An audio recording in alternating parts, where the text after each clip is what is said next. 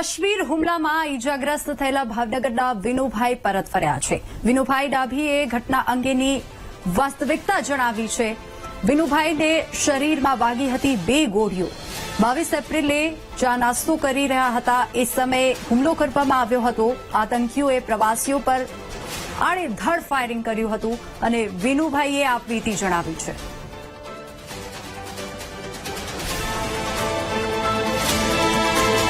તો વિનુભાઈ એ વ્યક્તિ જ્યારે આતંકી હુમલો થયો ત્યારે ત્યાં ઉપસ્થિત હતા અને તેઓ હવે ભાવનગર પરત ફર્યા છે। ભાવનગરના વતની છે અને વિનુભાઈને પણ 2 ગોળીઓ વાગી હતી। તેઓ ઈજાગ્રસ્ત થયા હતા। તેઓએ આ પ્રીતિ જણાવી કે ઘટના સમયે કેવી પરિસ્થિતિ હતી, તેઓ શું કરી રહ્યા હતા, તેમની આંખોમાં શું જોવા મળી રહ્યા છે અને આ પ્રીતિ જણાવી છે।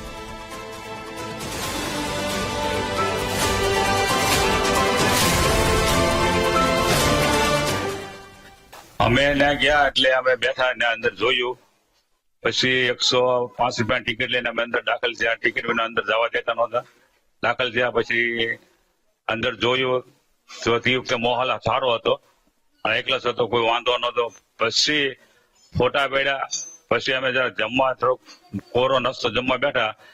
પછી ભડાકો એક થયો એટલે મેં અને બીજો થયો એટલે મેં મારી હારે ગોવિંદભાઈ હતા, મેં કીધું કે ચા ગોવિંદભાઈ ભડાકો થાય છે એટલે મેં કીધું હવે અહીંથી આપણે નીકળવાનું કરીએ। મને ગાલો નીકળી જતા ત્રીજો ભડાકો એકદમ નજીક થઈ ગયો। પછી મારા ઘરના મારી આવી હતા, એ દોડીને આગળ વહી ગઈ। ઓલો ગોવિંદભાઈ આમ કે હું એ નોખા પડી ગયો। પછી હું દોડતો હતો એમના, પછી બહાર વગાવવા નીકળ્યો ત્યાં પાછળથી મને ગોળી અડી ગઈ। એ મને ખ્યાલ કે વાગ્યું એ ખબર પડી, શું વાગ્યું ખબર ન રહી। પછી બહાર નીકળી પછી આમ જોયું ને મેં તો લોહીને ધારવાડી થઈ। મેં કીધું આ ગોળી અડી ગઈ, એ તો પાકું છે। પણ બહુ ઈજા નહોતી આવી એટલે બહુ તો વાંધો આવ્યો। પછી હું નીચે ઉતર્યો એટલે મારા ઘરના એને હું ભાળી ગયો એટલે હું એને લઈ સીધો બાવડું પકડીને નીચે ઉતારી। તો એ પડતી હતી એ કે હું નહીં હાલી, હું તો ન હાલી કે હું શું કરું, આમાં મારે ક્યાં તને લઈ જાવી એટલે લઈને નીકળી ગયો પરાયણે। પછી નીચે ઉતર્યા એટલે આર્મી વાળા હતા, આર્મી વાળા મને લઈ ગયા અને એકવાર બેસાડી દીધી અને કઈ વાગ્યું નહોતું। પછી મને અહીંયા 1 વાગી અને અહીંયા ઘસાઈને વહી ગઈ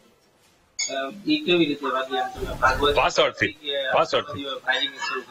ફાયરિંગ શરૂ કર્યું। પાછળથી વાડી ગઈ, મને આગળથી નથી, હું પાછળ હતો, આગળ જ હતો અને એ પાછળથી ગોળી આવતી હતી, અમને એ સટકી ગયું હોય કે પછી મારા બાઇક પાજરા છે તો રહી ગયો, બચી ગયો। હા, આતંકવાદીઓ ફાયરિંગ શરૂ કર્યું, તમે જે ભાગવા જતા હતા એમાં એ લોકો અંધાધૂંધ ફાયરિંગ કર્યું, એમાં આપને ગોળી વાગી કે આપને ટાર્ગેટ બનાવીને ગોળી મારવા? ટાર્ગેટ મારી નથી, બાકી એ ઓલું નથી કરેલું। પાછળથી મને અડી ગઈ એ મને ખબર છે, બાકી બીજું કોઈ વસ્તુ અમે પાછળ મેં જોયું જ નથી। ખોટો ક્યાં કેવું, થોડામાં બધા માણસો ભાગવા થઈ ગઈ હતી। નજરની સામે કોઈને ગોળી વાગી? ના મેં નથી જોયું, મેં પાછળ જોયું જ નથી। પેલા ચીજા વચ્ચે તમે દોડવા જ મળ્યા, પછી અમે પાછળ મેં જોયું જ નથી લ્યો ને।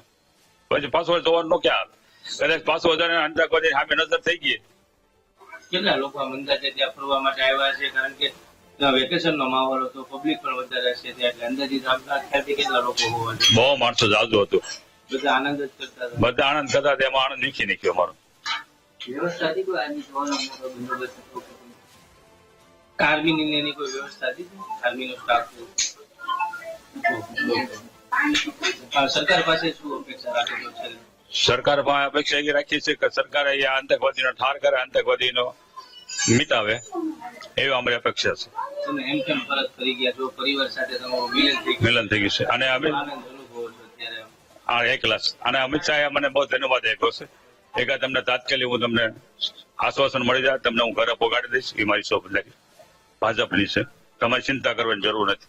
અમે 20 જણા સ્ટાફ માંથી ગયા હતા ફેમિલી સાથે અને કટરા 1 દિવસ રોકાણા અને 19 તારીખે સપ્તાહ બેસવાની હતી રામકથા બાપુની અને 19 તારીખે સપ્તાહ સાંભળી, 20 સાંભળી, 21 સાંભળી ને 22 સાંભળી। બપોર પછી અમે શંકરાચાર્ય ભોળાનાથના મંદિરે ગુફા જોવા ગયા હતા અને ત્યારે પછી બાપુએ કીધું તમે જાજો ફરવા, પણ તમે આપણા કાશ્મીર થી આજુબાજુ નજીક રહેજો। પણ અમારા બાળકો હારે હતા તે કે બા આપણે પહેલગામ જઈએ, તો ગઢિયા અમે 20 જણા બે કાવેરા બંધાવી